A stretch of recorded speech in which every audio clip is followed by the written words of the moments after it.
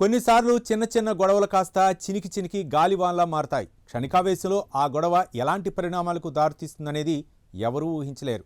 కొన్నిసార్లు అయితే ఆ చిన్న గొడవే ప్రాణాలు తీసేంతవరకు పోయిన సంఘటనలు కూడా చాలానే ఉన్నాయి. ఇక తాజాగా కేవలం ఒక సమోసా కోసం తలెత్తిన గొడవ నిండు ప్రాణాన్ని తీసింది. చిన్నపిల్లల గొడవ కాస్త పెద్ద మనిషి ప్రాణాలను మింగేసింది. ఈ సమోసా లొల్లిలో 65 ఏళ్ల రైతు ప్రాణాలు కోల్పోగా ఓ వృద్ధురాలితో పాటు 6గురు జైలు పాలయ్యారు. ఇక అసలు ఏం జరిగిందంటే, బీహార్లోని కౌలోదిహారీ గ్రామానికి చెందిన ఒక పిల్లాడు ఆశాదేవి అనే మహిళ నడుపుతున్న దుకాణానికి సమోసాలు కొనడానికి వెళ్ళాడు. అయితే సమోసా రేటు విషయంలో ఘర్షణ చోటు చేసుకుంది.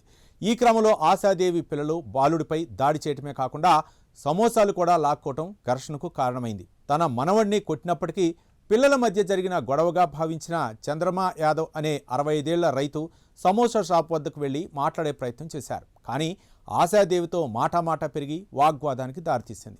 ఘర్షణ జరుగుతున్న క్రమంలో ఆమె ఒక్కసారిగా కత్తి తీసుకుని వచ్చి చంద్రమా యాదవ్ తలపై బలంగా కొట్టింది. ఈ దాడిలో చంద్రమా యాదవ్ తీవ్రంగా గాయపడగా కుటుంబ సభ్యులు చికిత్స కోసం అతన్ని వెంటనే స్థానికంగా ఉండే హాస్పిటల్కు తరలించారు. అతడు చికిత్స పొందుతూ ప్రాణాలు వదిలాడు. ఈ ఘటనపై ఫిర్యాదు మేరకు పోలీసులు కేసు నమోదు చేశారు. హత్యకు పాల్పడిన మహిళ పరారీలో ఉండటంతో ఆమె కోసం పోలీసులు గాలిస్తున్నట్లు తెలిపారు. ఈ కేసులో మొత్తం 6గురిని నిందితులుగా చేర్చినట్లు పోలీసులు పేర్కొన్నారు. అయితే చనిపోయిన చంద్రమా యాదవ్ శరీరంపై, తలపై తీవ్రమైన కత్తిపోటు గాయాలు ఉన్నాయని అతడి మేనల్లుడు దేవముని సింగ్ యాదవ్ చెప్పారు.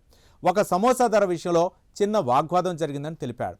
తొలుత గొడవ జరిగినా సద్దుమడిగిందని, అయితే ఆదివారం ఉదయం చంద్రమా యాదవ్ మళ్లీ ఆశాదేవి దుకాణానికి వెళ్ళినప్పుడు మళ్లీ రాజుకుందని అతడు చెప్పాడు.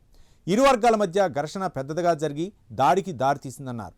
ఈ హత్యకు ఆశాదేవి, ఆమె పిల్లలే కారణమని ఆయన ఆరోపించారు. ఈ ఘటనపై చౌరీ పోలీస్ స్టేషన్ ఇన్ఛార్జి మాట్లాడుతూ అక్టోబర్ 18న సాయంత్రం జరిగిన దాడిలో తీవ్రమైన గాయాల కారణంగానే చంద్రమా యాదవ్ మరణించినట్లు చెప్పారు. ఈ కేసుపై దర్యాప్తు చేసినట్లు వెల్లడించారు. హత్యకు పాల్పడిన ఆశాదేవిని కూడా అదుపులోకి తీసుకున్నట్లు పోలీసులు వెల్లడించారు.